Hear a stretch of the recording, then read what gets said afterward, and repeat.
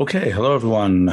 Welcome to another exploration of this big book, New Kind of Science, which came out just over 20 years ago. May 14th, 2002 was the date this was published.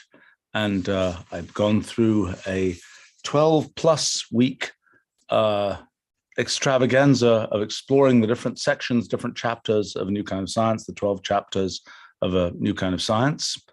And then I said I would talk a little bit about the current implications, current and future implications of New Kind of Science.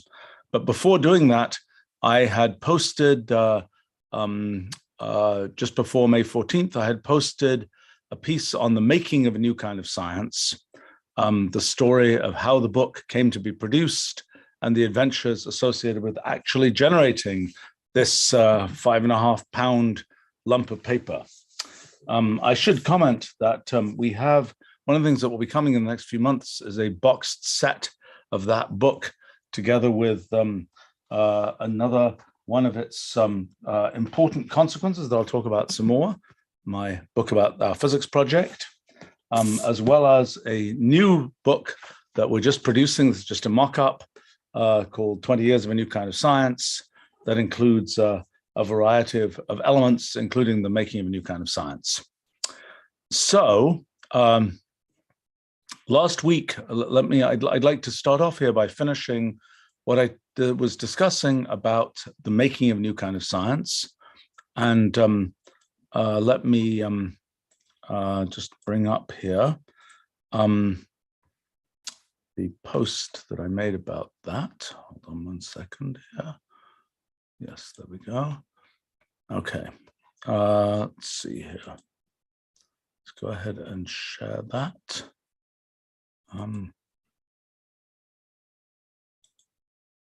And this was a quite long post talking about the adventure of actually making the book. And starting off with, I think I should write a quick book, the story starting in 1991 of the actual writing of the book. It took about a decade from 1991 to 2002, a very consistent and energetic work, kind of the largest sort of single project I've ever done. I've done some pretty big projects, including ones that, like Wolfram Language, that's at 35 years and counting right now. But this was kind of the most intense kind of single project to produce a single object that I've ever done. All right, we had there's a long table of contents, and I believe last time I had talked about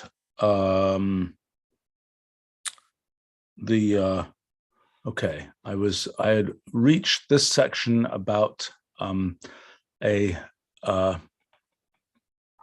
decade of scholarship. So let me start off talking about that. So one of the things that that I spent a lot of effort on in the book was let's just see here. I'm just looking through my notes here to one of the things that so the book was primarily a book about the new, as its title would suggest. But one of the things that's always significant in discussing new things is how do you explain them?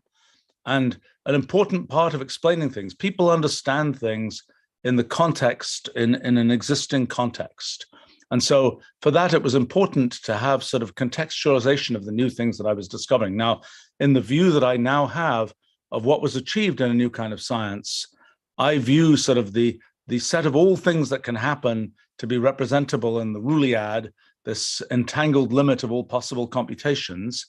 And in a sense, what I was doing in A New Kind of Science was, in a sense, space exploration of the Roolead. That is, we have a certain local area of the ways that we understand things about the world. And by going out and exploring the computational universe, we're kind of sending out kind of a Rooleal spacecraft where we're exploring what happens in different places in Rooleal space, different kinds of rules ones that are completely disconnected from those that we've ever kind of had an intuition about or thought about, that our mathematics has covered, those kinds of things. And so in a sense, therefore, as we go out sort of in ruleal space and we're exploring these sort of distant things and doing what we now call ruleology, of studying these kinds of rules in the computational universe, some of that is very alien and won't be contextualizable in terms of things that we already know from other areas of science or from history. But some is contextualizable, and that's where we have to make kind of a conceptual bridge that allows us to go from what we already know to absorbing this new kind of science. So an important part of this, in addition to the contextualization of things from an external point of view, there's also the internal contextualization, the personal narrative of how I came to study something or figure something out. And I view both of those things as being important to understanding something. I know when I look at areas of science or other things that I've never sort of touched before, the kind of the personal thread of how the people who were involved in creating the key elements came to those key elements is often very important to me to understand. So one of the things that I wanted to do in a new kind of science was to develop a kind of a writing style in which I could weave the personal narrative into what I was doing in the book. Kind of a thing where you use the first person. You know, when I'd written academic kinds of papers, you always use you know, well, you might use we, but you never use I. So that was something I intended to have, that the sort of personal thread of discovery in the NKS book. I chose not to include kind of the ambient personal stories. That's kind of awaiting. Well, now we're 20 years later, and I'm starting to tell a few of those ambient personal stories associated with the construction of the book. But that's something I didn't really include, except in very specific sections in the book itself. But an important piece of in addition to the sort of personal narrative, there's also the sort of external narrative, and there's a question of doing one's homework. And I think last time I started showing, here, let me put this up. I started showing maybe a little bit of the of kind of what the doing my homework consisted of at that time. So let's see here.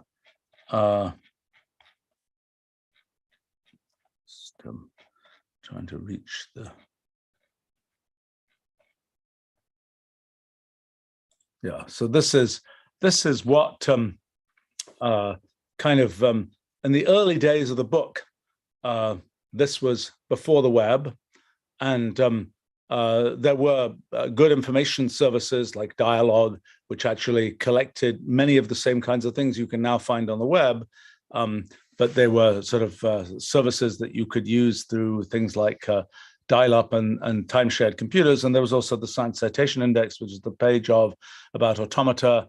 You know, back in 1983, I had the interesting experience of organizing a conference about cellular automata at Los Alamos, where I basically had gone through the Science Citation Index, had found all the different names by which cellular automata have been known. And I invited everybody who'd written a paper about cellular automata to come to this conference. And it was kind of a fascinating event because people had no idea that there was anybody else working in any related kinds of investigations.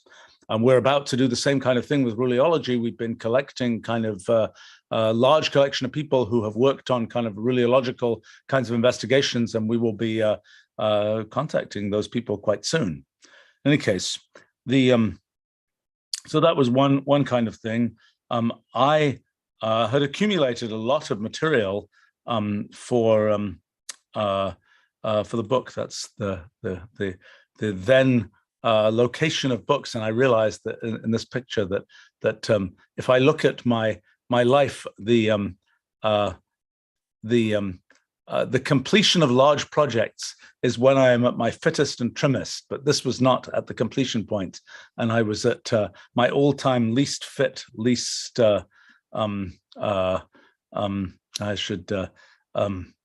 And it's good now, another 20-something years later on, that I feel probably much fitter than I was at that time.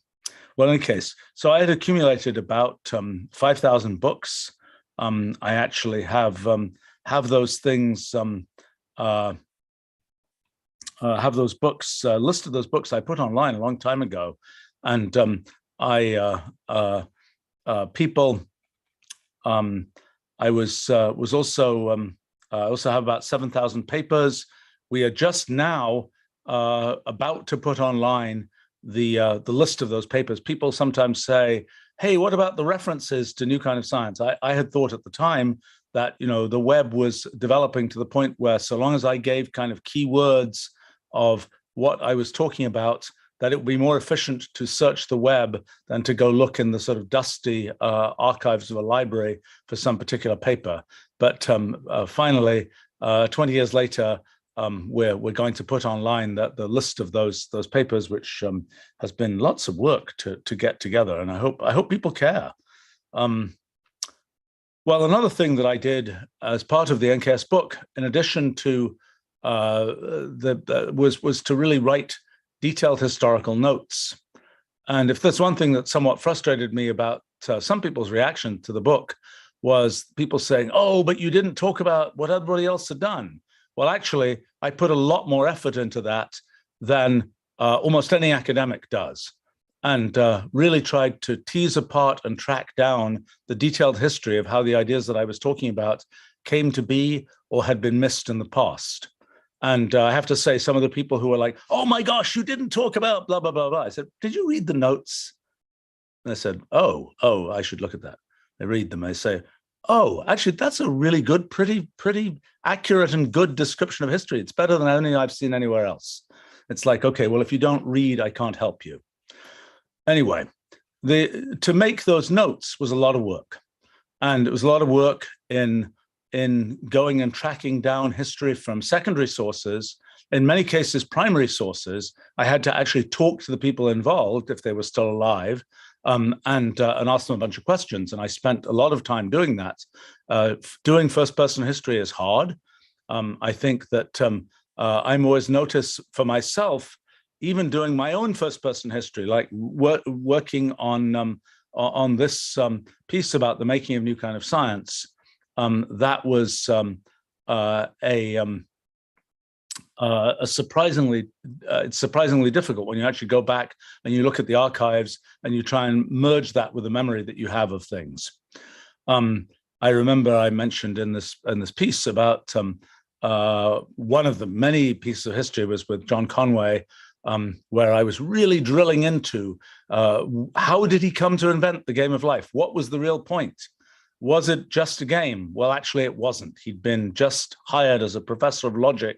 His primary background was in number theory, and he really wanted to do something that would be relevant to that.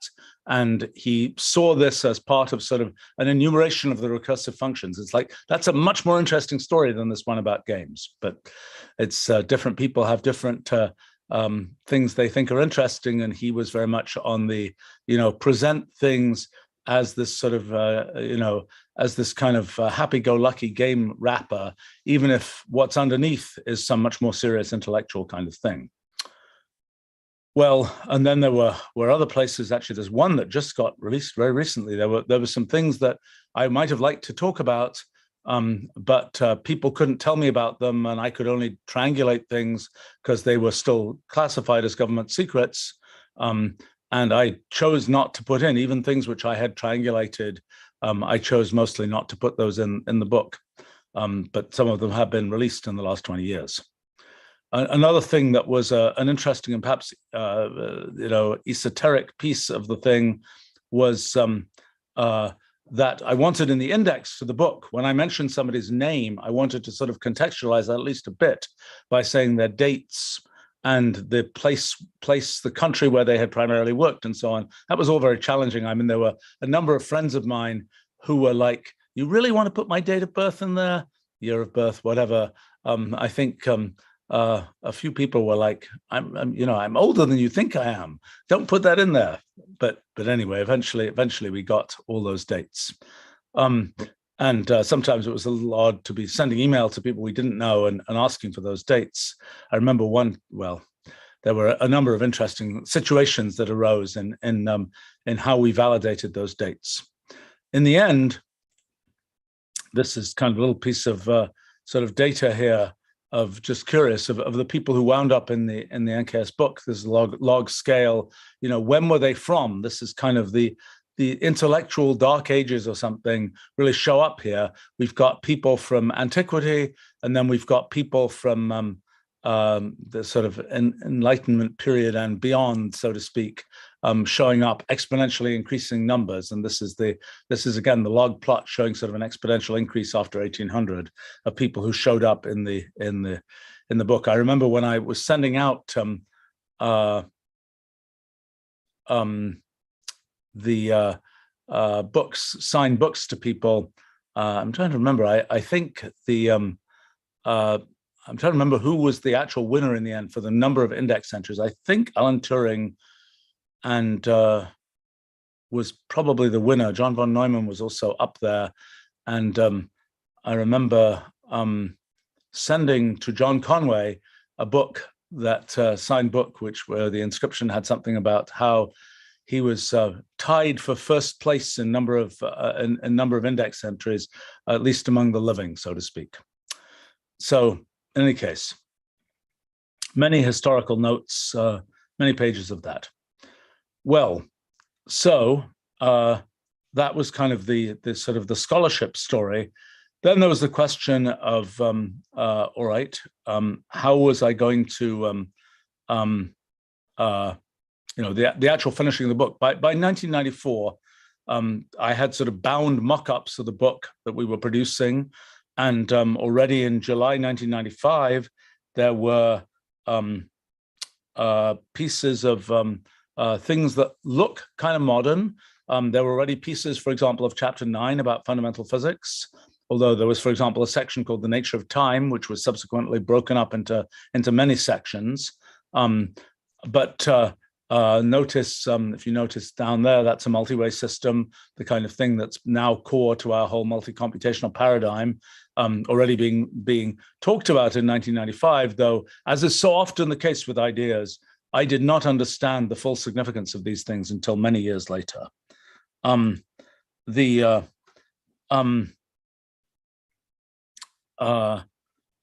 Let's see. So this whole process of particularly chapter 12 about principle of computational equivalence, that was a late to finish part of the book. But I mentioned here that on February 14th, 2001, the first alpha version, for me, it's like when you have a certain kind of hammer, everything is a nail. So, we're used to large scale software releases. And so this book became sort of thought about from a project management point of view like a large scale software release. And so this is very old. This is from 20 years ago. So it's the colors of 20 years ago and so on, a web page with some of the status information about, I guess this is the, this is everything went green here. Oops. As the thing was being developed, it wasn't all green, but this was looking at the different pieces of what had to be done with each section of the book. This is, DQA as our version of copy editing, document quality assurance. We're a software company, so we have software quality assurance and we have document quality assurance. Things like graphics regenerated, because we had changed our standards for graphics, and because everything was algorithmically generated more from language, we were able to just go through and regenerate all the graphics. Micro tweaking, that had to do with whether all the spacing based on the fonts that were being used were exactly right. This is reviews of the layout, DQA checking graphics, which means if there was text in the graphics, different from checking text in the text, so to speak, how that was going to be done, and so on. And so this was kind of the process we were going through to try to finish the book. And we'd actually, we'd used source control for the book for many years. And that's what we've been able to go back to now to find earlier versions of the book. We started using source control for the book around 1993. And so that's where we're able to get things back from.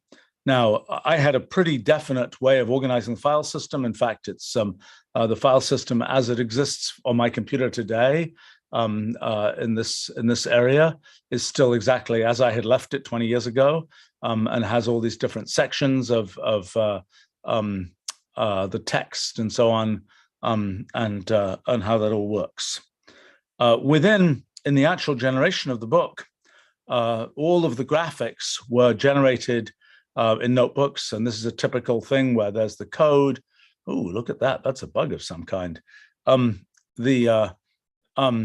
this is the code to generate the graphic, and then there's this function which is writing the graphic to an EPS file, which is what's going to be included in what we were at the time using FrameMaker for to actually build the book. Now, this code, which of course here, this code has dependencies from this initialization here.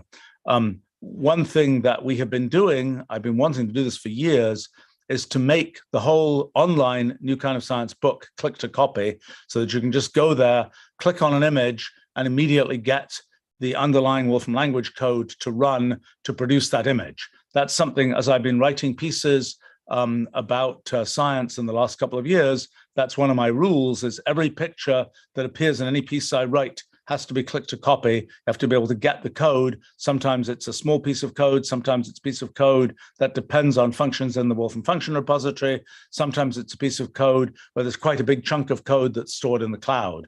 But either way, you click it, you copy it, you run it, you get the same picture. And so we want to do the same thing throughout the NKS book. Some of the code has pretty complicated entangled dependencies that were part of the large system that we built to actually create the pictures for the NKS book. Some of it has less dependency. Some of it, there are many pieces of dependency that existed then that don't need to exist today, because we now have functions, built-in functions that do those kinds of things. The one thing we know we have is the raw graphics primitives for every picture, and those are immediately click to copy, and that's become available in the last couple of weeks. But we are slowly working through, and anybody who's interested in helping us is very much encouraged to go through and take the original source code from all these notebooks that created the book and sort of untangle certain dependencies and modernize some things and make it so that there's nice, clean click-to-copy code for every picture in the NKS book. And that's something that will be coming over the next little while. This was a fun picture we just made. We took all the EPS files that have been generated, and I think the version of this that's actually in the blog piece that I posted last week is you can click it and magnify it. But this shows the EPS files in the order of their generation as the book was created. As the book, this is after 1993, after we had source control.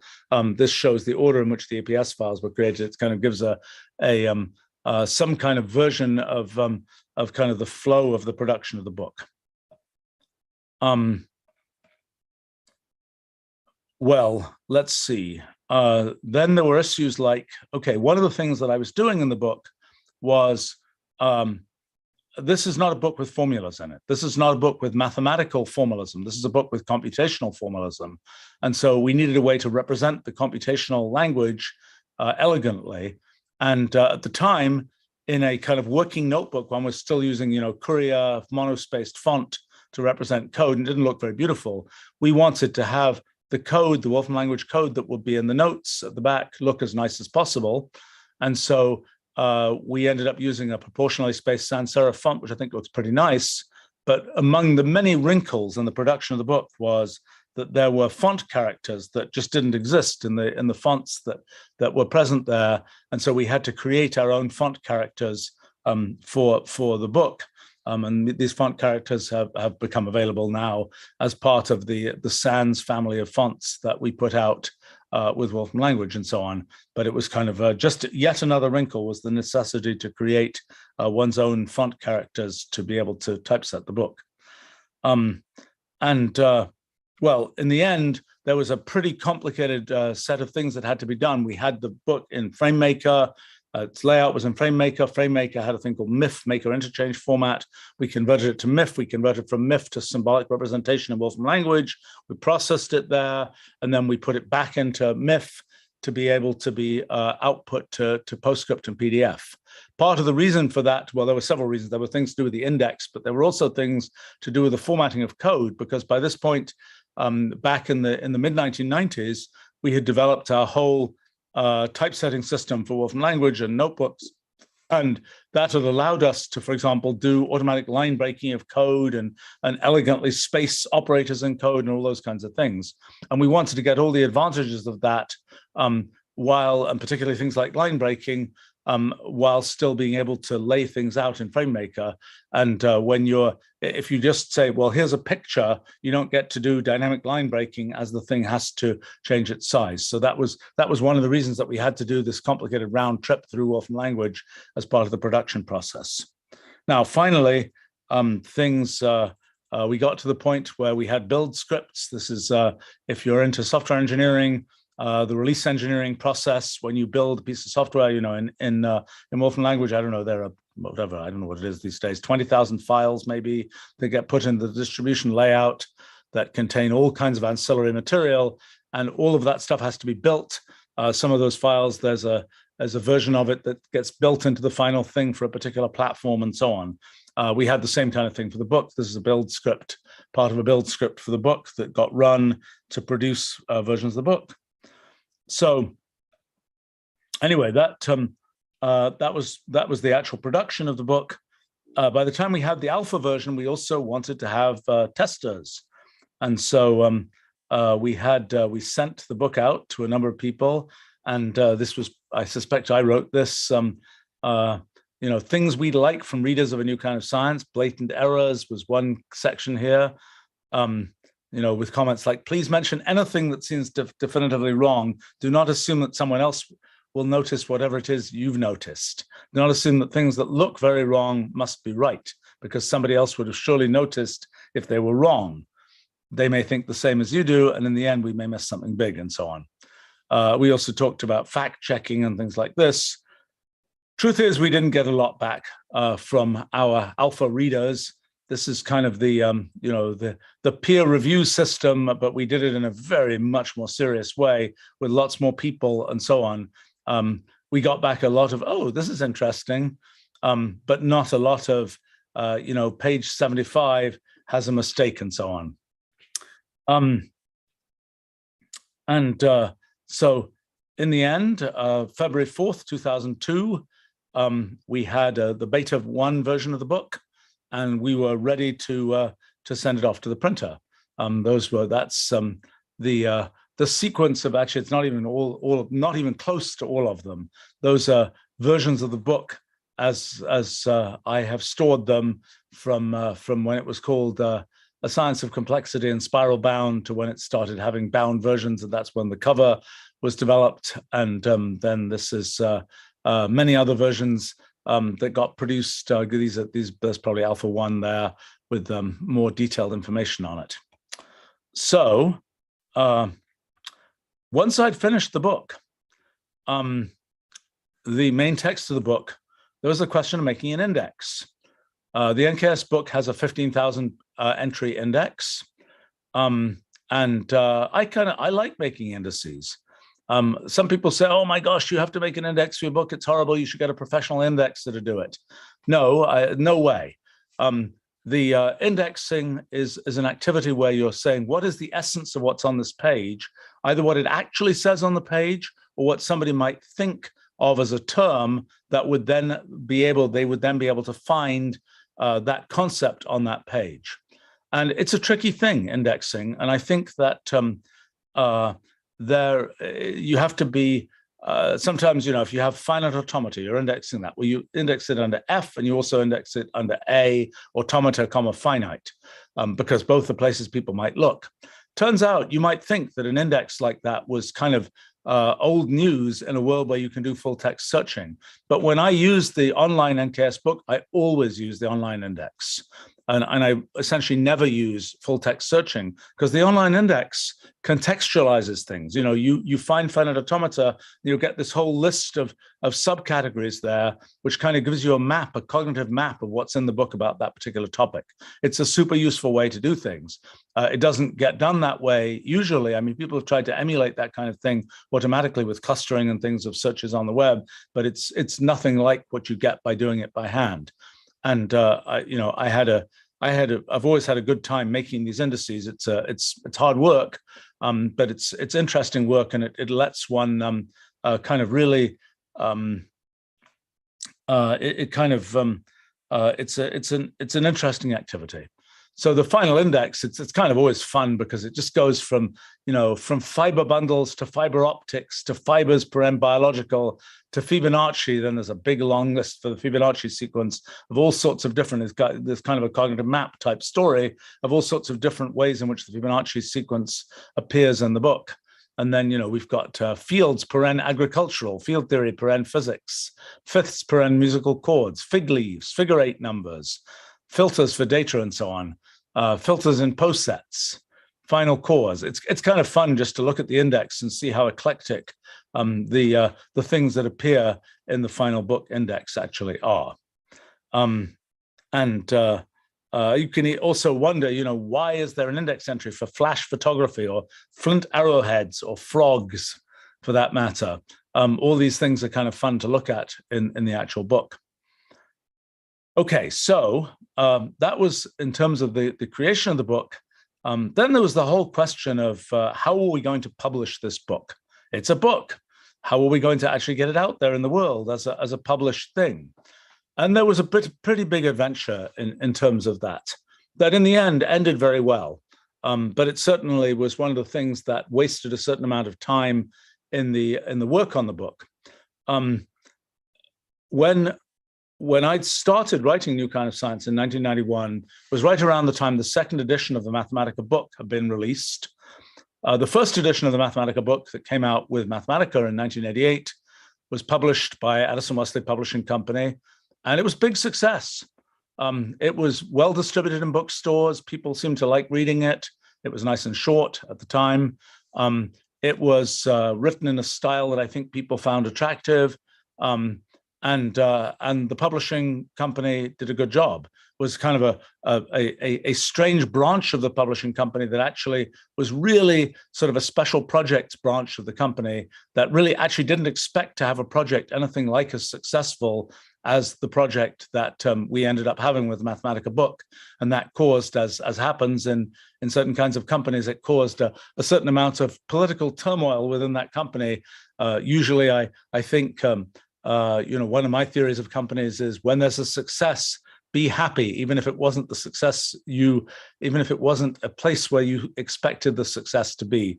But that was not a company which has the same philosophy as we do.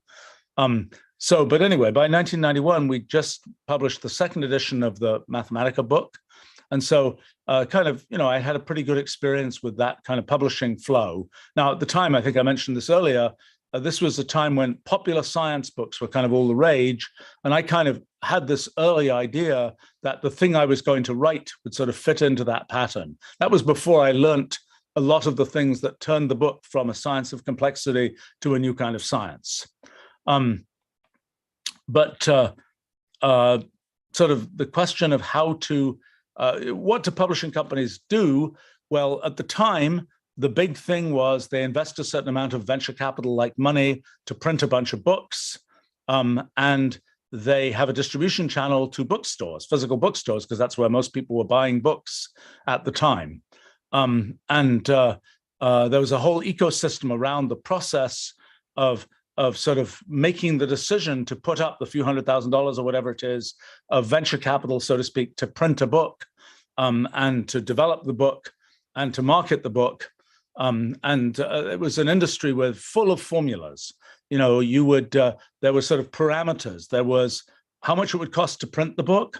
There was what advance you would give the author on their royalties. And there's what marketing expense you would have. And I think the author royalty number was generally viewed in that industry as always being equal to the marketing expense.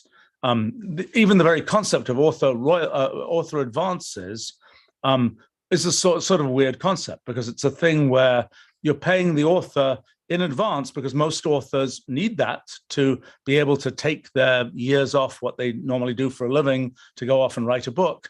And then the idea is that advance will be earned back by actual royalties of some percentage of 10% or whatever it is, 15%, whatever the number ends up being of the, and then there's a lot of complicated formulas about the gross sales of the book or the net sales of the book, net of bookstore discounts, all those kinds of things. A complicated set of formulas there, very standardized in the publishing industry.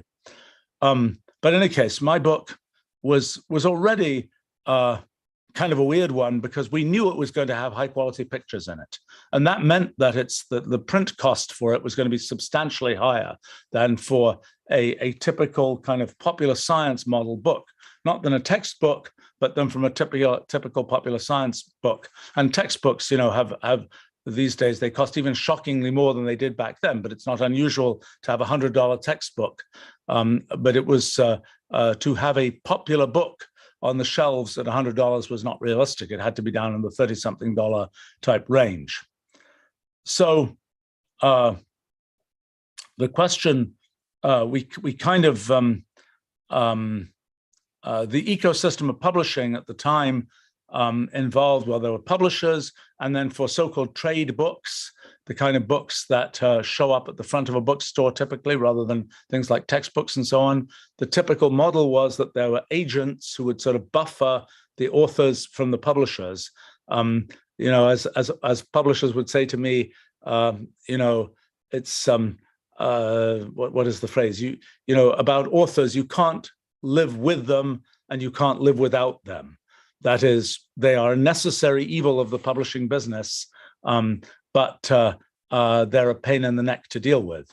And so, agents are sort of part of the buffering. And also from the author side, it's like, well, publishing is sort of a business, and most authors are not in the business of being in business, so to speak. So anyway, there's a sort of ecosystem that existed. My interest in plugging into that ecosystem was primarily on the bookstore distribution side. But it became rapidly clear that, well, not so rapidly, actually. It became painfully slowly, it became clear that it was just not a good fit, because the book I was making was more expensive than most books to print. I couldn't care less about the advance on royalties. This was not my day job. And, in addition, even the initial investment from the publisher in printing books, I didn't care about that either. I was perfectly happy to make that investment myself if necessary, but I did need a publisher who was committed enough to the project that they would actually follow through on the part that I thought I needed them for, which was bookstore distribution and having a sales force. And I was well aware of the fact that the actual size of the sales force in most publishing companies is not that large.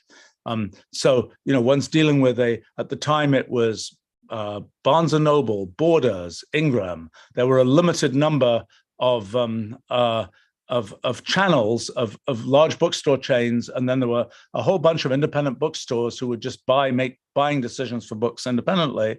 And the typical model in the publishing industry is there's a sales conference where editors present a bunch of books, and then the sales team goes out and goes around to visiting all these different bookstores, and they go and they say, I have this list, my spring list or something is these books. How many of each of these books will you pre-order?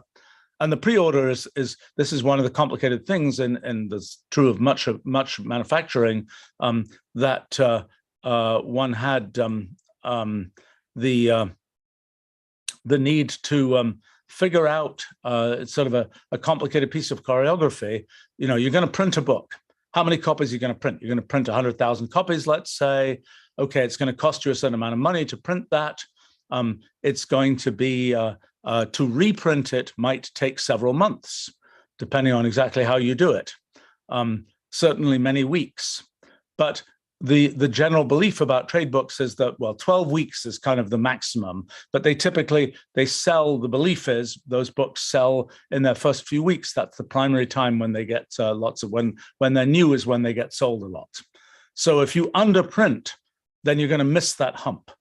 If you overprint, you might get stuck with a bunch of inventory that you paid for, but nobody's going to buy it. So that calculation of the initial print run is really important. And part of the story of how you determine that has to do with how the pre-orders work. And, it's very much the same as in any manufacturing business. So this whole dynamic, the whole choreography of interacting with bookstore chains and selling and getting pre-orders and so on, and how much reordering will happen, all that kind of thing, is something that requires some sophistication. And anyway, I thought we should just work through a publisher on that.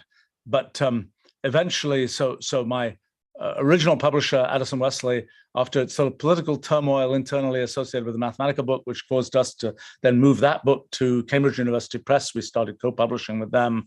And then we ended up with sort of looking at more traditional New York publishers for New Kind of Science. And so through a whole series of machinations, we wound up with a particular large New York publishing company as being sort of the front runner to be the publisher of the book. And it was kind of, from a tech industry point of view, was interesting and somewhat quaint. I mean, I remember that the original contract that the publisher proposed was a 70-page printed document, printed on a printing press from 20 years earlier. And we just said immediately, nothing in this contract is going to work. This is not a complicated deal, but this contract imagines a world utterly different from the one that is relevant to this book. So he basically went through and crossed out essentially every single paragraph in this contract. And we were saying, like, let's just send you a new contract. This doesn't make any sense. No, we've got to use our standard contract, even though every single clause is crossed out. Oh, well, okay. But anyway, the things went on for a while. And there were just a series of kind of interesting incidents. I mean, one was one which I think I mentioned earlier, to do with the cover design, where they were like, we're very, we're experts on selling books. Yeah, that's what we want you for. Okay, so they said, look, if you have got a good suggestion about cover design, by all means make it. But remember that our company has a rather successful art department, which wins lots of awards and things like that. The time for things like software packaging and so on. We probably know what we're doing, and we're prepared to spend much more effort on this than you'll ever be prepared to spend. But they kind of insist on sending us this their version of a cover, which was just ridiculous. And it was like, this is ridiculous. And that was one strike. Probably the 70-page printed contract should have been another strike, and was. And then there was that one, and then the final piece. The final piece was had to do with printing the book, and in the end, they were estimating that we had gotten quotes for printing the book. We didn't know how long the book was going to be. This is all happening around 1994, and the book was still much shorter. I don't remember what the quotes were at that time. I know when we finally printed the book, it cost like nearly $13 a copy to print in the quantities we were printing at, which were large, and we'd kind of hit the end of that cost curve. But for these publishers, they would have needed, for the economics to work, in their formulas, they would need the book to be printed for about $3 a copy. So it's a huge difference. Well, at the time, it was 1994, we had gotten quotes because we did a lot of printing. I mean, we're not a small user of print services at that time, because in the software business at that time, one was printing all documentation and so on, and we were doing those things. So we were not, it wasn't like the publisher is a really huge user of print content, and we're not, and so we're going to get worse rates. So anyway, we get quotes, and the publisher was saying, no, your quotes are just way, way too high. We can get better quotes. Well, there are two very different technologies for printing things. So sheet-fed press and a so-called web press. It was named long before the World Wide Web was named. A sheet-fed press, you get these big sheets of paper, and you have and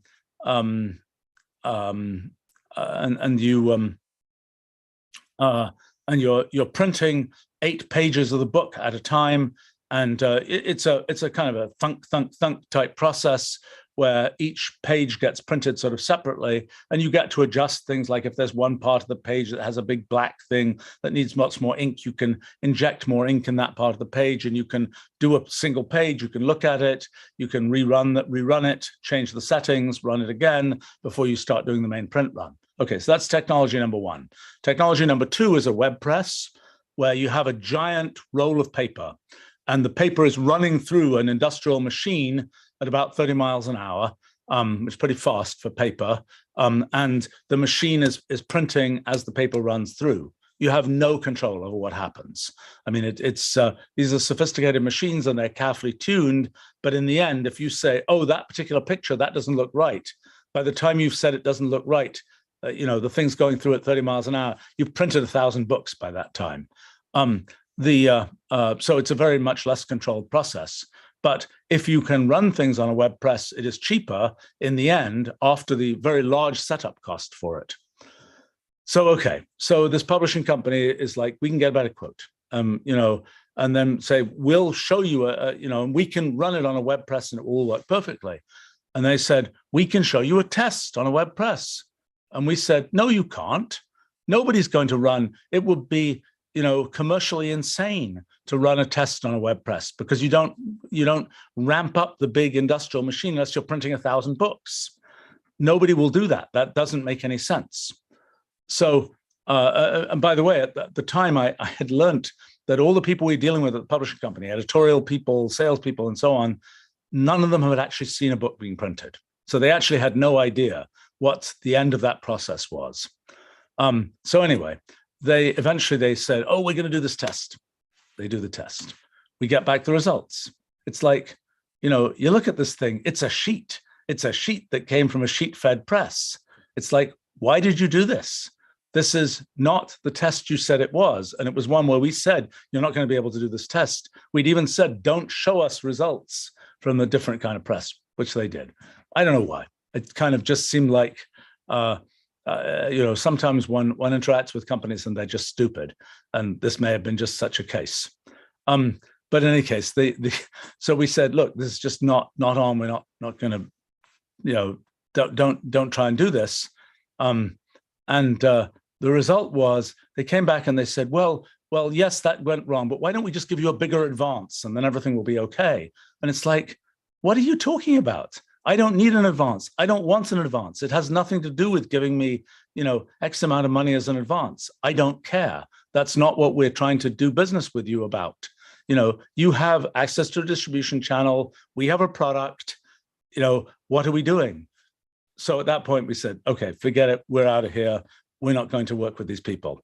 I have to say, in the years since then, I've produced a number of books, like my Idea Makers book and so on, which are very easy print jobs and very kind of suitable for the traditional publishing industry.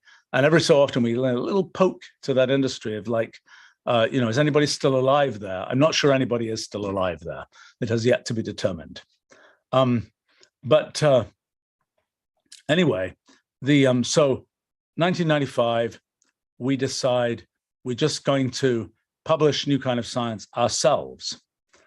Well, it turns out the ourselves was a bit more of a complicated story, because by that time we had already created a company called Wolfram Media for publishing things. And we'd done that partly because we were co-publishing the Mathematica book, in that case with Cambridge University Press. And in fact, I just found, as I was looking for things in connection with this, I found the first website of Wolfram Media. This is from 1996. Isn't that a cute logo? I always hated it, but it's amusing at least. So this is the Mathematica book, co-published with Cambridge University Press, and then we had a variety of other kinds of spin-off books, and we also had, in the end, our Graphica books. Let's see, I think so we had basically been developing a publishing operation for other kinds of purposes in any case. By 2000, we had, let's see here, by 2000, we had a new website here, and we were the Graphica books, are kind of cool graphical illustrations produced by Wolfram Language. But we had a major release coming soon here in very publishing kind of terminology. I have to tell you the story of this particular thing here. I don't know whether that, of course it doesn't click. This educational materials thing, that was a poster. We had made several posters. People may have seen our Raymond Zeta function poster made in 1989, 1990, still up in many math departments around the world. Our Quintic poster made 4 years later for the next ICM. Gosh, maybe we should make one for this year's virtual ICM. Maybe we should make a virtual poster for this year's virtual ICM. Any case, but this was a poster about mathematical special functions. And the original idea was that we would make a poster about the various special functions that are in Wolfram Language and so on. But this poster expanded so much, eventually it became a 70-foot long poster. And in fact, I think we have one of these at our company. That got printed out, but very quickly it became clear this was not a realistic poster, and it ended up being more like a 10,000-page website. And now it's that functionality is incorporated into the language.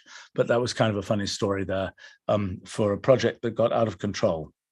But in any case, so we kind of had Wolfram Media up and running, and that was the vehicle through which we were going to publish new kind of science.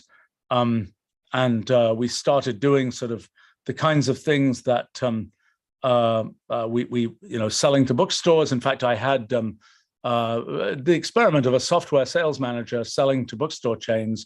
She did really well. I don't know whether that was an N of 1 for that experiment. She's a good salesperson, but that was something that was very helpful, particularly in the ways that we were able to make the types of deals we were able to make with bookstore chains were ones that were really quite made a lot of sense for the book that we actually had, and were different from the kinds of arrangements that traditional publishers would make for books with a much lower production cost and different kinds of characteristics in terms of their sales curves and so on. So I mentioned in the blog here, I just found this email, I'd completely forgotten it, that we were interacting with Amazon, which was at that time pretty much still just a bookstore. And I was exchanging mail with Jeff Bezos about some issue in interacting with Amazon. And Jeff was nice to say that he couldn't wait to read the book.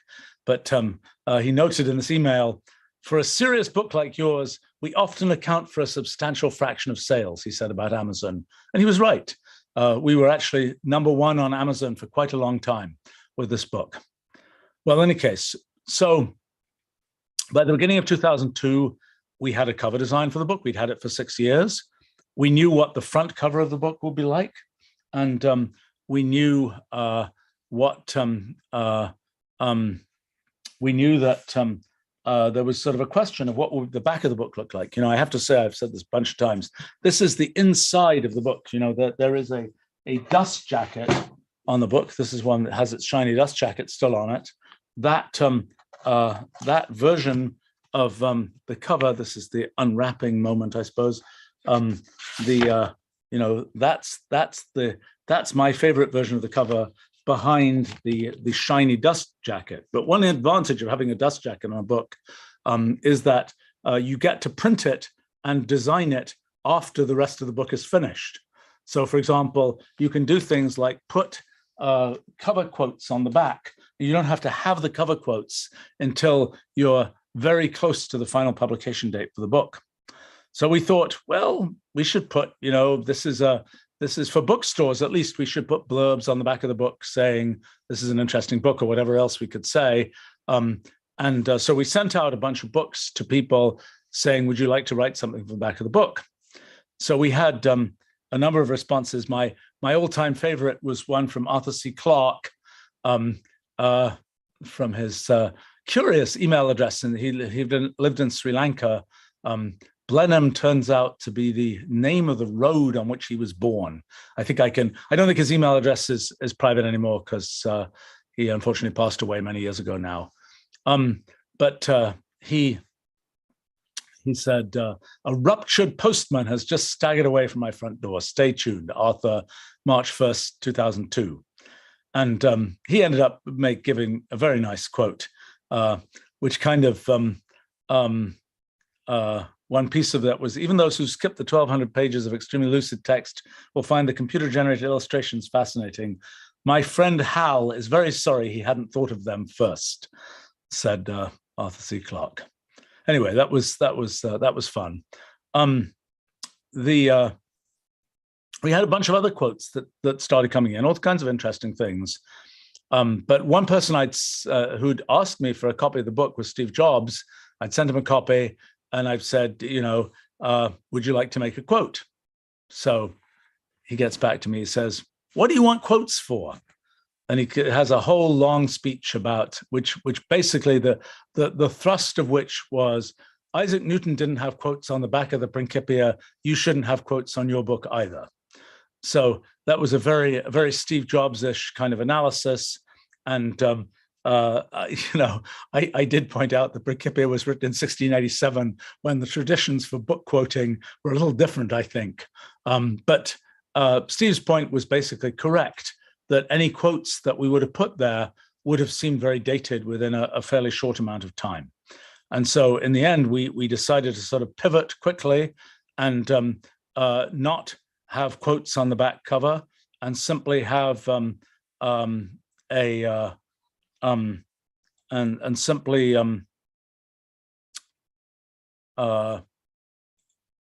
put on the back cover a selection of curious images from inside the book, and let the pictures do the talking, so to speak. I felt a little guilty for not having used some of the great quotes that people had given us. My team actually ran an ad in Publishers Weekly. That's what you do if you're publishing a book that goes to bookstores.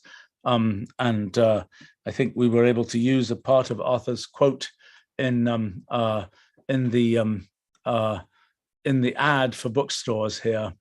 I found, as I was looking through all the material from that time, I found all sorts of curious things. I found this strange piece. I don't really know what this was for. It must have been a mailer of some kind, but I felt that Gila monster had sort of escaped from one of the pages of the book, and in black and white. And I was just putting together this piece, and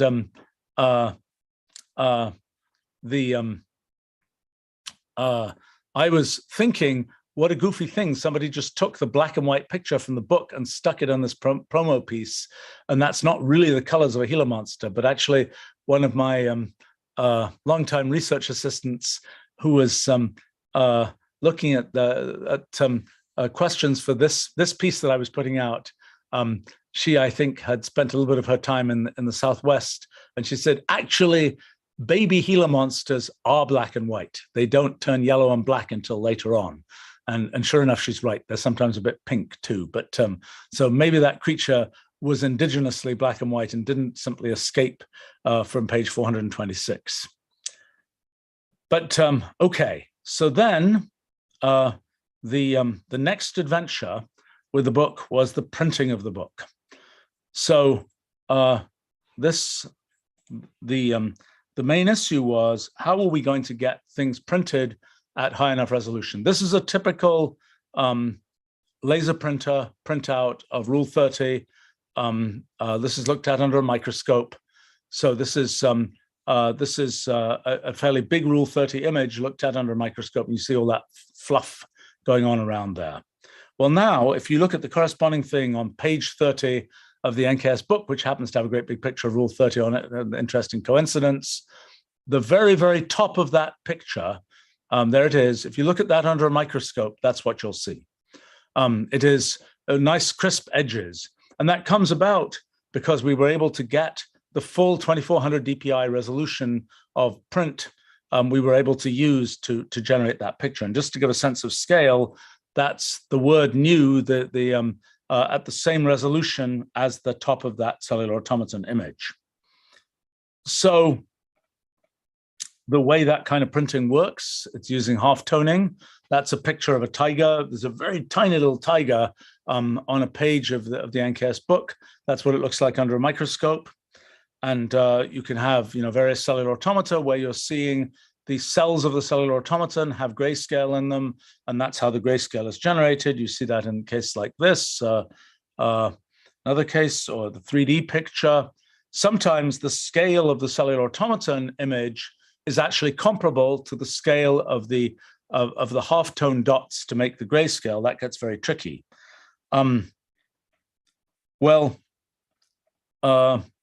Let's see. So that was what we were trying to achieve. What is this? This is okay. So this was from a test print from 1995 that we did using sort of standard printing technology of the time. This was that same picture from the final NKS book. So you can see that the resolution of those little squares, which are starting to get sort of scraggly here, those squares have nice crisp edges in the final NKS book. Let's see, this is another example from an earlier test print and the final NKS book. So you see much higher resolution in the final NKS book printing. This is a picture that first introduces Rule 30. One of the very tricky things are the gray lines between these cells and seeing the way that the gray is produced by these various dots. Well, it was really a challenge to make sure to set up printing technology so that, for example, you could print and not have those dots and not have the ink spread in the paper to overrun those dots. And one of the issues was, if you think you're printing a certain density of dots, are you really getting that density of ink coverage? What is the dot gain, given that you print a dot of a certain size, but it's absorbed by the paper, the ink is absorbed by the paper, how does that increase the darkness of that particular thing? And we had all kinds of tests here of different kinds of granularity of the screen and whether the dots were round or elliptical, what angle they were at, all kinds of elaborate things that we tested in the attempt to get a good result.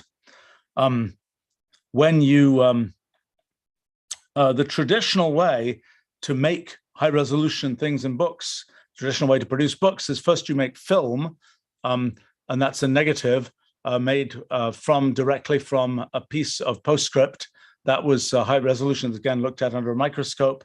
That was the negative film, which would then, if you printed it photographically, that's what you would get. If you print the same thing, this is the final version of it, printed onto paper, and you see that there's a certain amount of sort of, you can see the grain of the paper, and you can see various kinds of spreading of ink. And that's the kind of thing that one had to deal with. But the first question was, how do you actually get the image onto the printing plate? Okay, so I should explain, maybe I should go get one of these actual plates. No, I'll just show you a picture of it. That's a printing plate. It's about that big, and it's a thin aluminum plate, it doesn't look very exciting, really. But that's the what's been done on this plate is that it's been etched so that the places where it's black here are slightly higher than the other places, and so those are the places that catch the ink that will then get put onto the paper. And that's so that's kind of the process, and then that when it is printed, that is the result of printing it is what's called a signature. That's a 8-page piece of paper that gets printed, and then the actual process of making the book involves folding and cutting this these signatures. But the printing plate makes these signatures, and then you keep going from there. This is not very exciting, actually, but that's what the plate looks like under a microscope. That's the top of that Rule 30 high-resolution image under a microscope. That's the thing that will eventually be used to print the page that will be that Rule 30 picture. So that was the process. The next question is, okay, we're going to print the book on paper. What kind of paper should we use? it's the easiest way to get really high resolution stuff is to use glossy paper, to have a certain amount of clay in the paper. That's a fine thing to do, but it has the feature that the pages tend to be quite thick and very heavy. And so if you'd had a book of the size of the NKS book printed on glossy paper, it would have weighed a ton. Not quite a ton, but it would have weighed a lot. So we didn't want to use glossy paper. And so we wanted to use some other kind of paper. There was also a real gotcha, particularly from the 1980s. People have printed a lot of things on paper that looked really good at first, but it had a sufficiently high acid content that over the years it would yellow and disappear, degrade. But in any case, the other issue was the thicker the paper, the less you could see through from one page to another. And when you have big areas of black, that's an issue, that you don't want to be able to be distracted from what you see through from the back of the page or from the next page further on. But actually by 1993, we'd identified a particular type of paper called Finch opaque. And there's a lot of diversity in paper. 1995, our paper rep had suggested an alternative, a Finch VHF, very high finish paper, which was smooth and quite bright white. Was not usually used for book printing, usually used for various kinds of brochures and things like that. And it was usually used in a very thick paper size. But it was possible, we determined, for the paper mill to make thinner paper. And so we looked at that and decided in the end to use what is called 50-pound paper. So the weights of paper are, you take a stack of signatures, these big 8-page things, and you stack them up and you look at 500 of those, you say, how much does that weigh? That's what the weight of paper. So when you say 50-pound paper, that means that stack of paper would weigh 50 pounds. So 50-pound paper is, 70-pound is a common, is thicker. 50-pound is quite thin, but nevertheless has a certain, with this particular kind of paper, has a certain degree of opacity. And so that's kind of what we used. Actually, a little piece of that story that I only learned very recently, although I realized that I actually had email about this from 20 years ago, but I'd forgotten it. When you make paper, it comes from trees in the end. And this paper was coming from upstate New York, from in the region in the Adirondacks, where there are nice forests that to replenish themselves and so on. And it turns out the trees that the NKS book paper comes from are conifer trees that are called eastern hemlock trees. And so even from 20 years ago, I was like, does that mean the NKS book is poisonous? Thinking of Socrates and his unfortunate end. And it's like, is the hemlock tree, is the paper going to be poisonous? Well, it turns out it's not, because it turns out that the hemlock tree is completely unrelated to the hemlock plant, so-called poison hemlock, which is the kind of thing that grows in a sort of bushy form. And in fact, the eastern hemlock, the hemlock tree, is something which is a New World type thing. And it was originally named by somebody in America who apparently named it that. It's not completely clear why they named it that. It may have something to do with the fact that when crushed, the bark of the hemlock tree smells a little bit like the hemlock plant, or so this person thought. So that's been a confusion ever since. And I even found a piece of mail, which is really bizarre, from a paper rep from the paper company, which was explaining that no, the paper wasn't poisonous because they bleach it and treat it.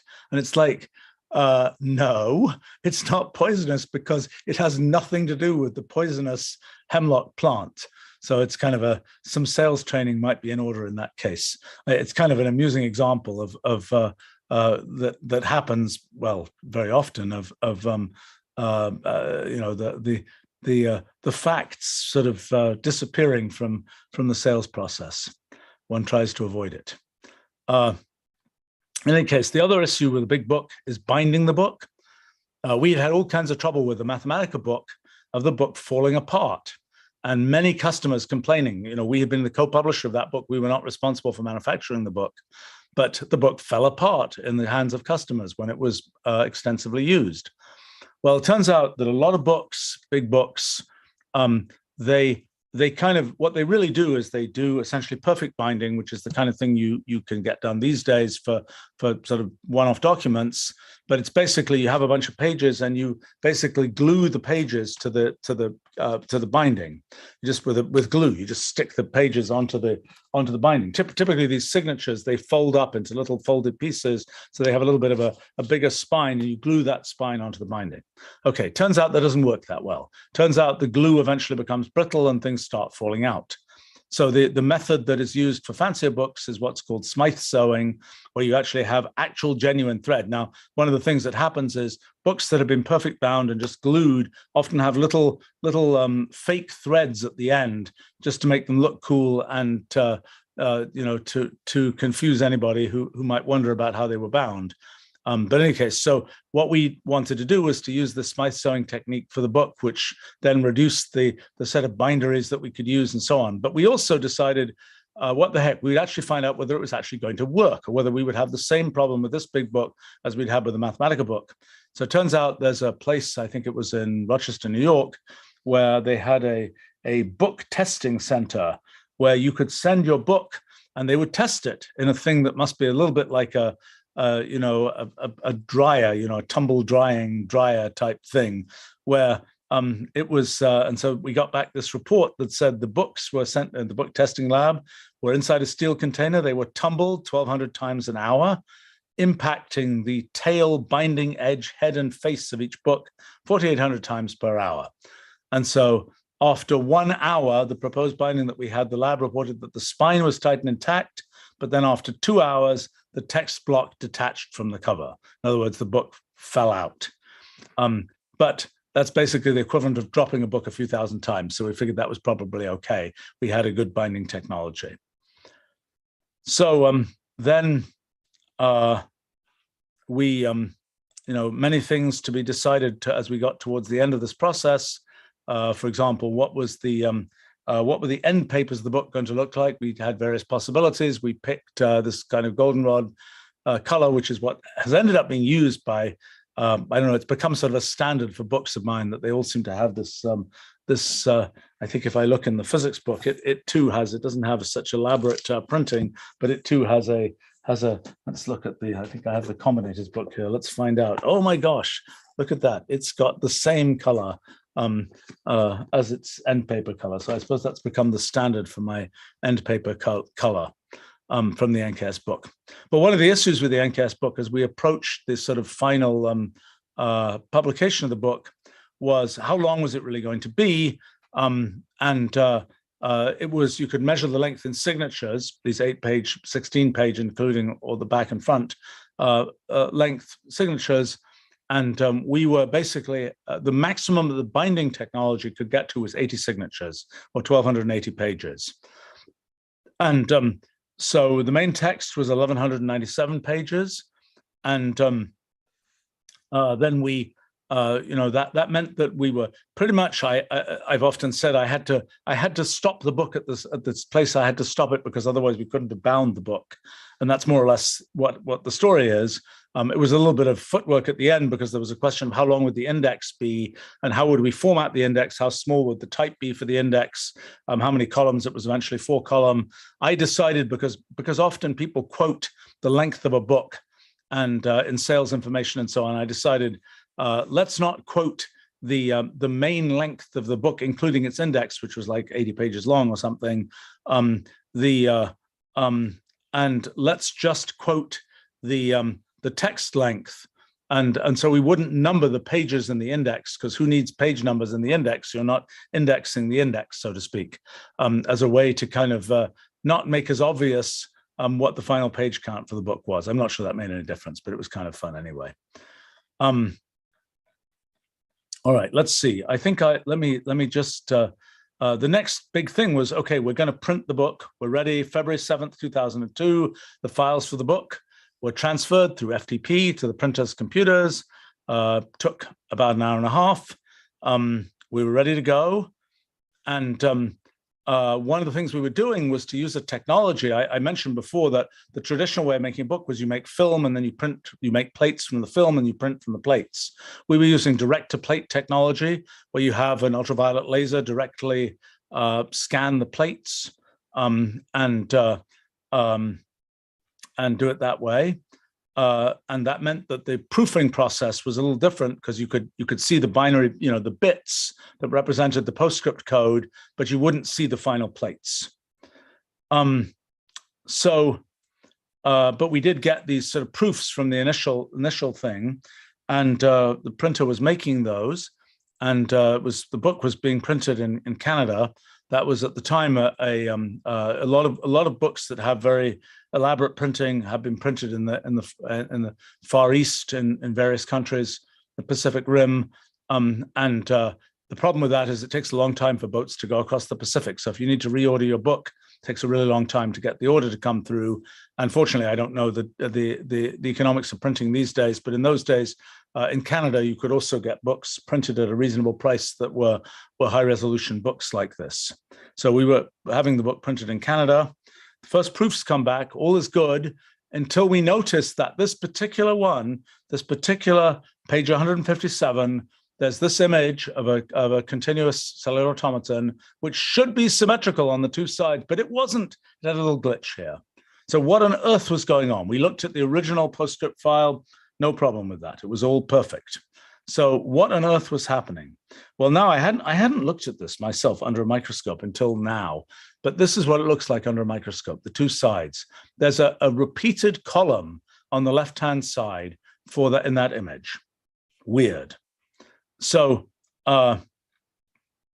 we ran it again, disappeared.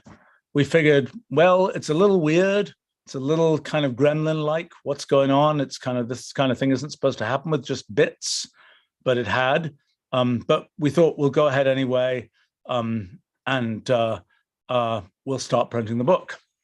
So February 17th, the book begins to get printed, and I didn't go to the print run. I should have done probably. Person who was the designer of this book, who's now actually a very senior executive at our company 30 years later, is not doing book design anymore. But although like many senior management people at our company, including myself, we do lots of real things, and so does he. And he does poke his nose into issues of book design from time to time, but that's not his main job these days. But at that time, he went up to Canada to watch the beginning of the print run, and so he took a number of pictures, and so we have some record of sort of what happened in the printing of the book. So this is a picture of the just the overall sort of this is a typical kind of manufacturing scene at the printing company. And that is a press. It's a 4-color press. It has red, green, blue, cyan, magenta, yellow, and black. It's intended for printing things like magazines and so on, but we were only going to be using the black station here to print our sheets of paper, and that's where the sheets come out. And there's a picture of an early sheet coming off the press. And you can see there's a pile of sheets already there. They get automatically stacked. This is just a test sheet coming out. And this is the notion of hot off the press. You get to see it here. This is some kind of drying machine that dries the ink that comes off the press, and the things get stacked up. The actual signatures get stacked up. That's part of that. That's a control for the press. That's one of the signatures that have been printed. Those are, I guess, those are things that say, I guess that plus minus probably means put more ink or less ink into a particular section of the image. Let's see. There was some pictures that Andre took of just what it's actually like, the artisanal nature of printing. You actually get these print signatures and you have to check them, and it's appreciate the fact that somebody checked these as carefully as they did, because I put a lot of effort into making them, and I'm glad that they came out good in the end. This is what stack of signatures once printed looked like.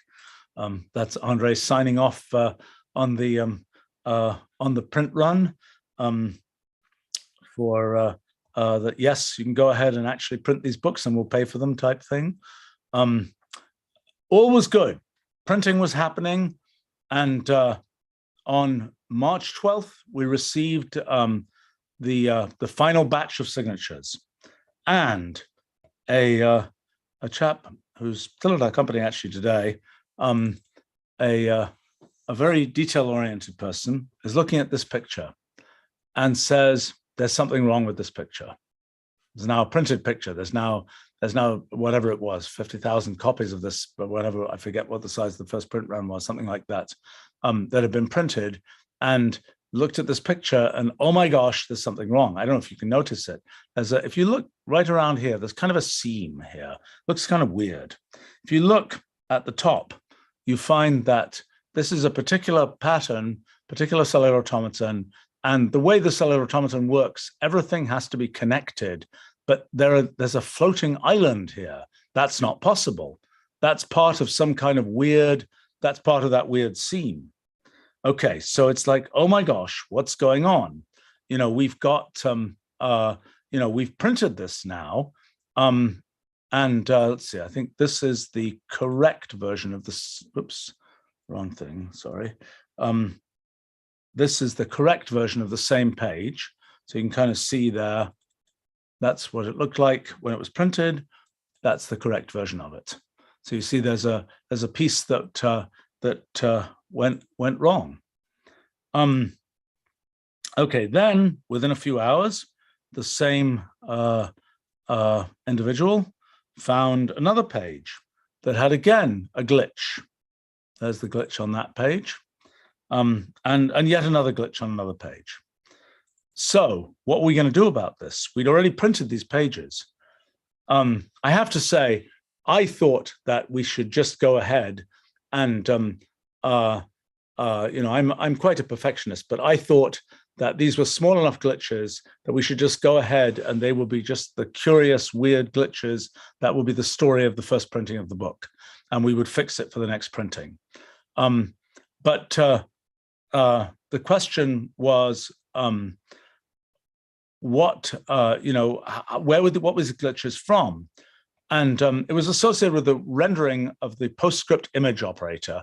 PostScript is primarily a vector-based description language, but it also has a way of taking arrays of pixel values and treating them as, quotes, images and printing them. And we were in a sense using an extreme version of that by having these cellular automaton images printed using, they were using this this image operator to print these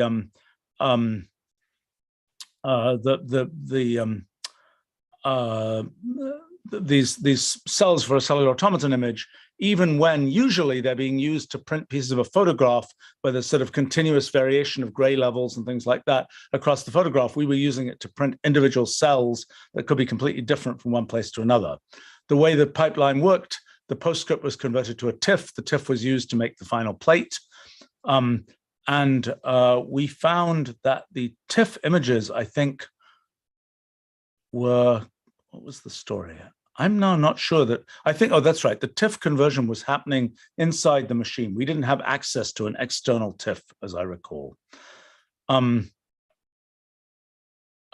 anyway, so then what on earth were we going to do with this? Well, this was, for some reason, I think it was over a holiday weekend, and it was all a bit of a complicated thing. But so I sent mail to the CEO of the company that made the direct-to-plate printing system, and I have a quote from my email here.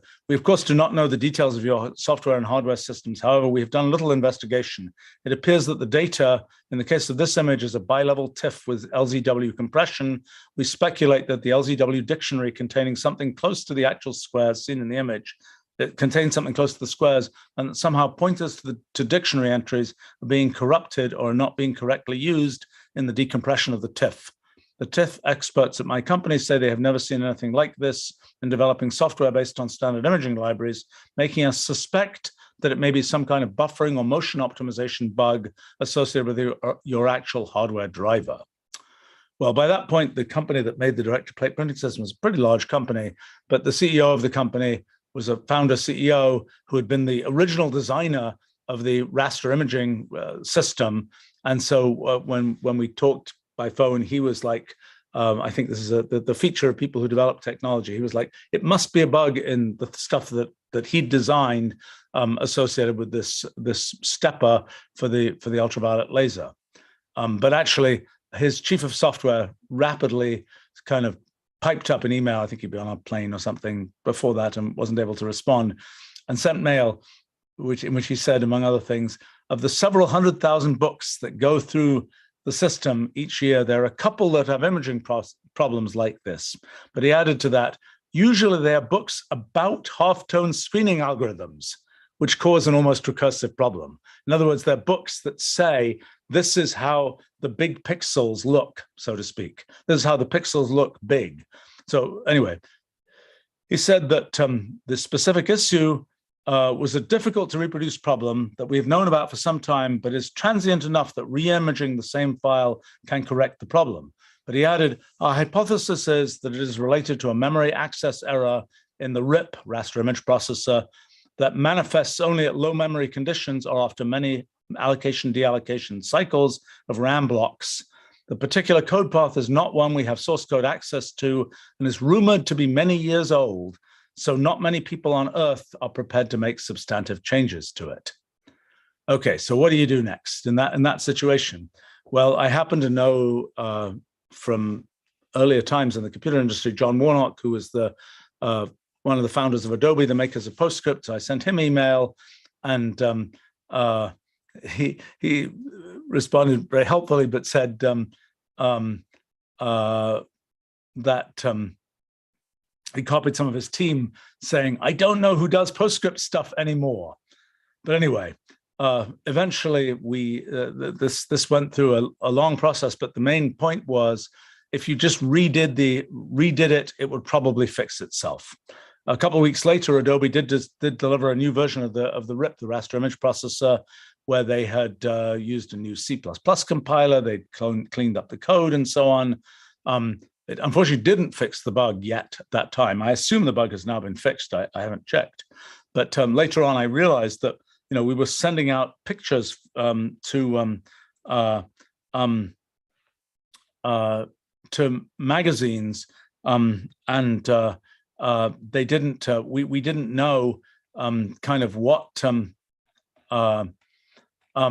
whether they'd be using the same printing technology stack that we had and would run into the same kinds of problems. But turns out they didn't. But anyway, so we ended up, the printer was helpfully able to reprint those signatures. I mean, as I say, I wasn't that keen to reprint them, but my team was like, we'll regret this forever if we don't reprint them.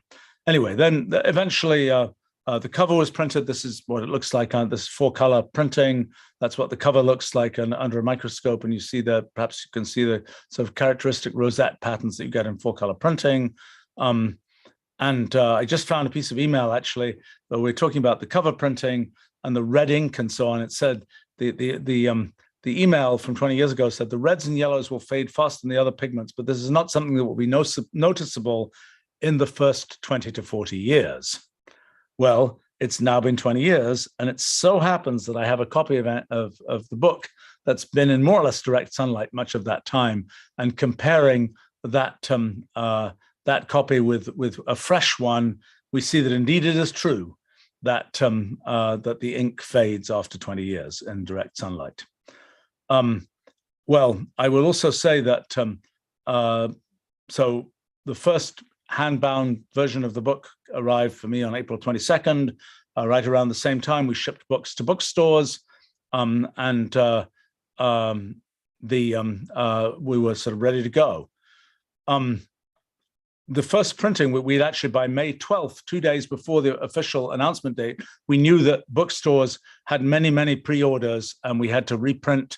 We had to start the first reprint of the book, second printing.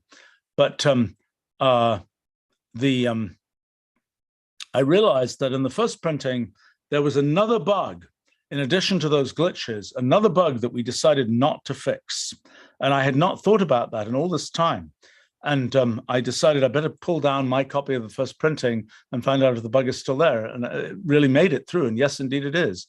This arrow that in later printings had this nice form here, we'd made a mistake. And this arrow was specified essentially as a 1 pixel thick arrow, which meant that it was invisible at the resolution of printing. So in any case, now again, as I did research for this historical piece, I was looking at past email and I realized that on March 1st, 1999, there'd actually been a test done. And that test, this was just the, this is kind of the somewhat amusing internal documents that we've been using for, I don't know, nearly 30 years now, when people, as a remote CEO, you know, stuff gets sent to me. And I had things would get sent. I think the thing that eventually was once sent was, what was it? It was something like a bolt. And I had no idea why this was being sent to me. So I decided everything that gets sent gets put in a plastic envelope together with a cover sheet that says, please give a description of the material, who is sending it. I think somewhere it says, what is Stephen supposed to do with it? Because that was an issue if somebody sends you a bolt. So in any case, this was a piece that was sent sometime in 1999, commenting that a glitch with the graphic on page 246 traced to a problem with Adobe 4.1 PostScript driver for an image setter.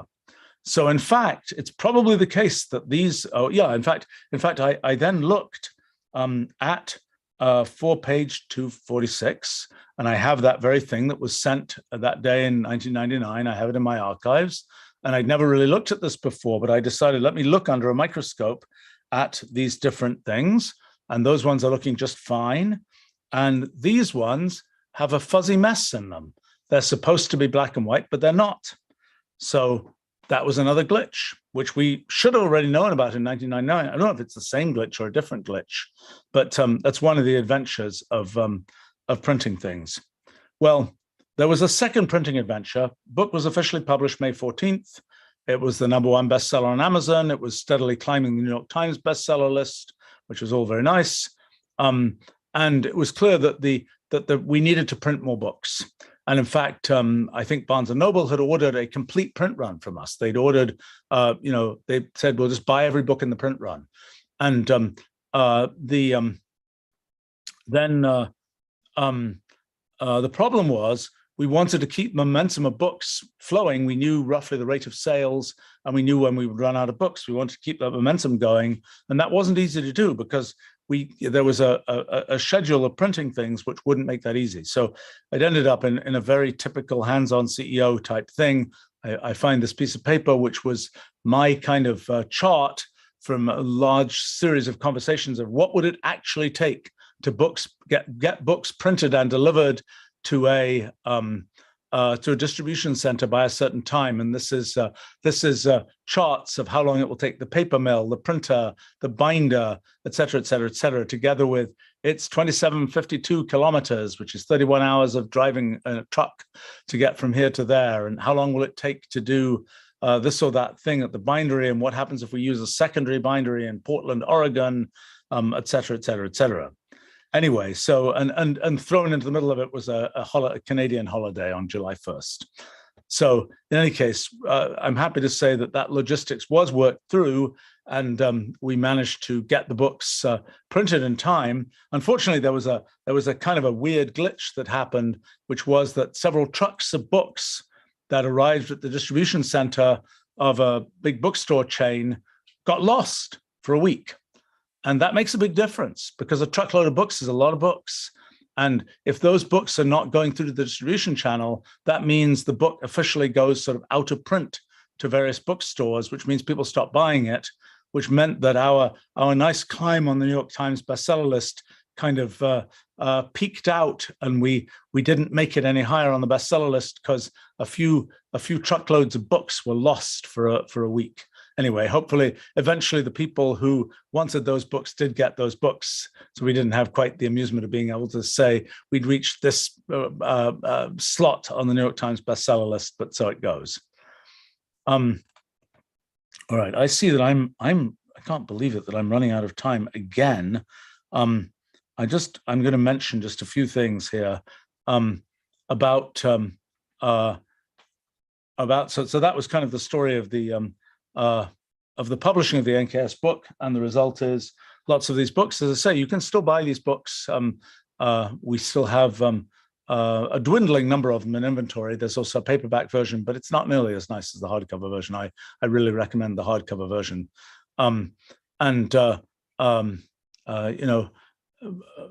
I guess they say buy them while supplies last, so to speak. In any case, just to mention a few other things, there were, maybe I'll talk about this another time.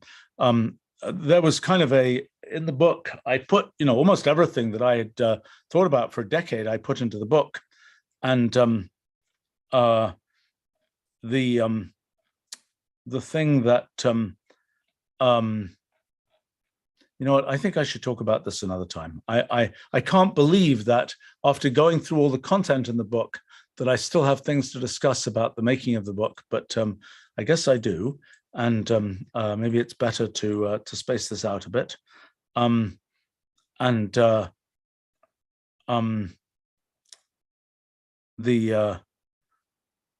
there are a couple of questions. I'll just try and answer these questions, and then next week I'll talk about the lost epilogue from A New Kind of Science, and maybe I'll get on to talking about kind of the evolution of the science since that time. There's a question here,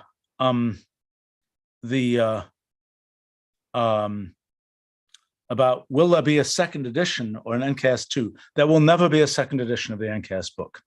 This is, I think I mentioned this before, this is a lesson from nobody else, from Charles Darwin. Never write a second edition. It gets worse because you start worrying about, oh, let me respond to this, let me respond to that, let me respond to the other thing. But the original conception is, I'm very happy with the original conception of A New Kind of Science, and I think it has stood the test of time for the 20 years at least very well. In terms of another book, well, I have been putting out other books like the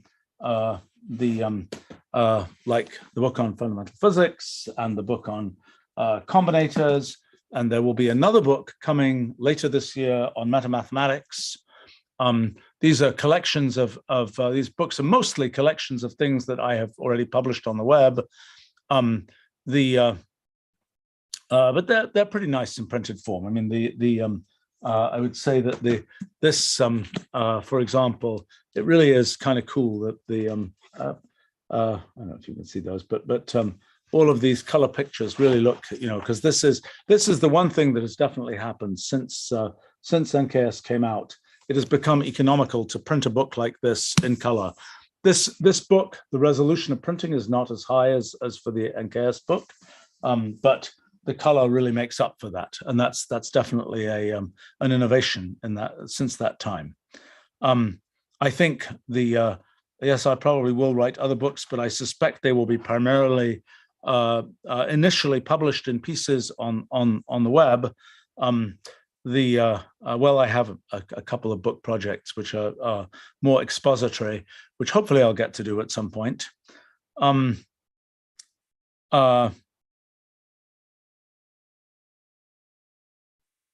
Let's see. My gosh, there's a question about a method of indexing related to books, which I've never heard of, so I can't respond to that. Automated indexing is really hard.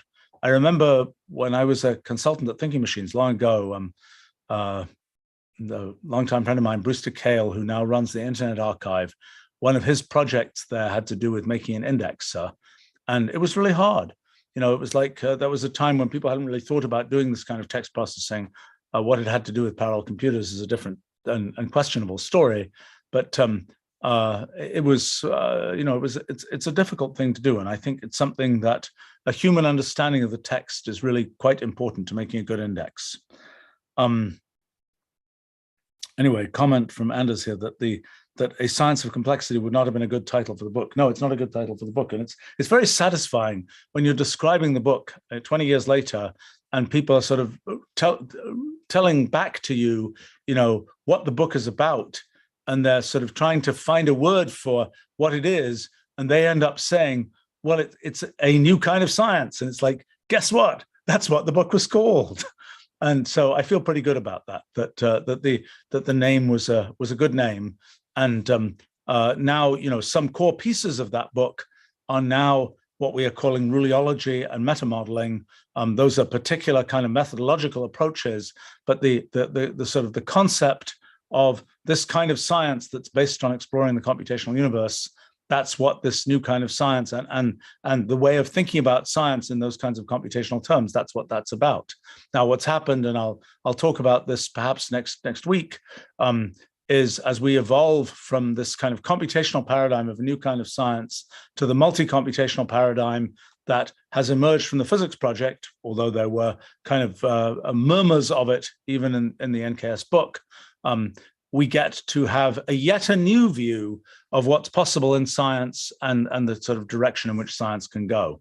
And I think that's really exciting. And I have to say that it's not something I expected. It wasn't, I thought you get, one shot at a new paradigm in a lifetime at most. For most of us, it's zero, but I was lucky enough to get one shot at a kind of new science paradigm. To get two shots is crazy, but that's what's happened. And so this whole multi-computational paradigm is, I think, tremendously fertile and has implications for just a huge number of things. And it's been something that I've been very excited to pursue. And we're creating our Wolfram Institute as a way of trying to take the methodology that I've developed for sort of pursuing sort of high intensity R&D over the last 35 years at our company and apply that to basic science, which is what I've pretty much done in doing our physics project and the metamathematics project and so on. But now we're going to sort of try and scale that up and that's kind of the concept of the Wolfram Institute, with the attempt to be able to take, in particular, the multi-computational paradigm and see whether we can do in a few years what might otherwise take 100 years to achieve with a new paradigm like that.